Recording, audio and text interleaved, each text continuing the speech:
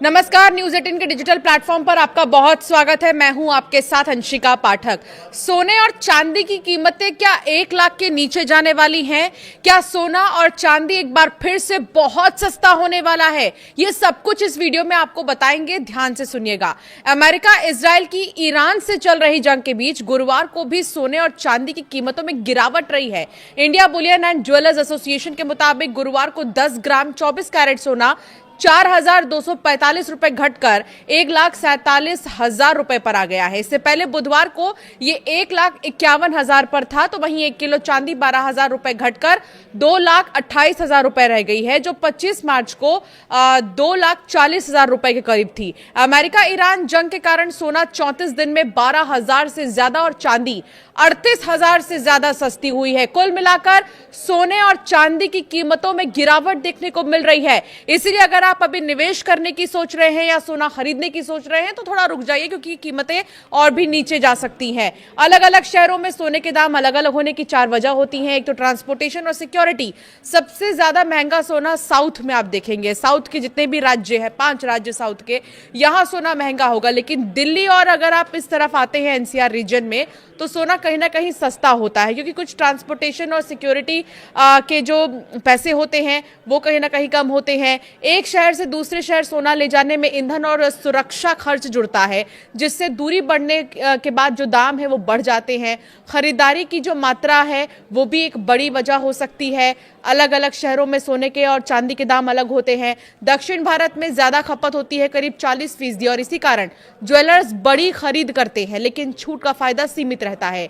Local jewellers association भी एक बड़ा फैक्टर है। राज्य और शहर के ज्वेलर्स एसोसिएशन स्थानीय मांग सप्लाई के आधार पर रेट तय करते हैं। पुराना स्टॉक और खरीद मूल्य भी एक बड़ी वजह है। ज्वेलर्स का खरीदी रेट तय करता है कि वो ग्राहकों को कितनी कीमत पर ज्वेलरी बेचेंगे। तो सोना ऑल टाइम हाई से 30,000 सस्ता हुआ है। साल की शुरुआत की अगर बात करें तो सोने में तेजी थी, लेकिन हाल के हफ्तों में मुनाफा वसूली और ईरान जंग से गिरावट आई है। शुरुआती स्तर की अगर बात करें 31 दिसंबर 2025 से अगर हम देखें सोने के भाव को, तो 1,33,000 ऑल टाइम हाई रहा। 29 जनवरी 2026 तक ये 1,76,000 पर आ गया। मौजूदा स्थिति की बात करें तो अपने उच्चतम स्तर से सोना अब तक 30,000 से ज्यादा सस्ता हो चुका है। चांदी में भी क्रैश हुआ है। 3,86,000 रुपए चांदी थी, लेकिन अब यही चांदी 2,28,000 रुपए हो गई है। चांदी में सोने के मुकाबले ज्यादा उतार चढ़ाव रहा है और ये ऑल टाइम हाई रही है, और ऑल टाइम हाई से तेजी से नीचे भी आई है। शुरुआती स्तर की बात करें चांदी की तो 31 दिसंबर 2025 को चांदी का भाव 2,30,000 के करीब था, और 29 जनवरी 2026 को 3,86,000 पर ही चला गया। लेकिन गिरावट के आंकड़े की अगर बात करें तो पिछले 63 दिनों में चांदी 1,58,000 सस्ती हुई है। आमतौर पर जंग के माहौल में सोने और चांदी के दाम बढ़ते हैं, लेकिन इस बार स्थिति बहुत अलग है। इस बार स्थिति उम्मीद से परे है।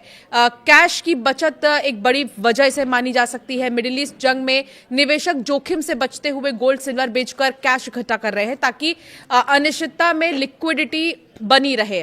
प्रॉफिट बुकिंग एक वजह हो सकती है। जनवरी में रिकॉर्ड कीमतों पर बड़े निवेशकों ने होल्डिंग बेची है और इससे सप्लाई बढ़ी है और कीमतें गिरी हैं।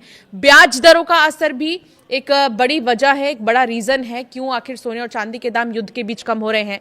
अमेरिका के फेडरल रिजर्व के सख्त रुख से कीमती धातुओं की चमक फीकी पड़ गई है।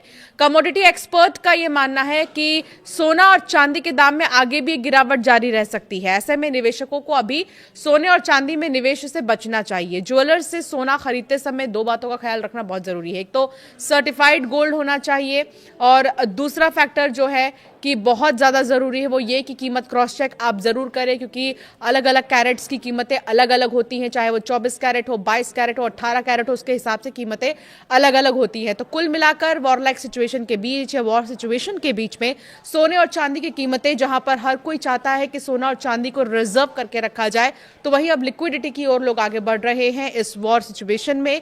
और इसका असर भारत में अगर बात करें तो सोने और चांदी की कीमतों में लगातार गिरावट देखने को मिल रही है। कहा यह भी जा रहा है कि सोना 90,000 तक जा सकता है, 80 से 90,000 तक भी जा सकता है। तो इसीलिए आप अगर निवेश कर रहे हैं तो एक बार में निवेश ना करें, बल्कि धीरे धीरे आप निवेश करें। ये चीज आपके लिए बहुत ज्यादा फायदेमंद साबित होने वाली है। आपकी राय क्या है? सोने और चांदी को लेकर कोई सवाल है तो हमें जरूर कमेंट कर आप पूछ सकते हैं।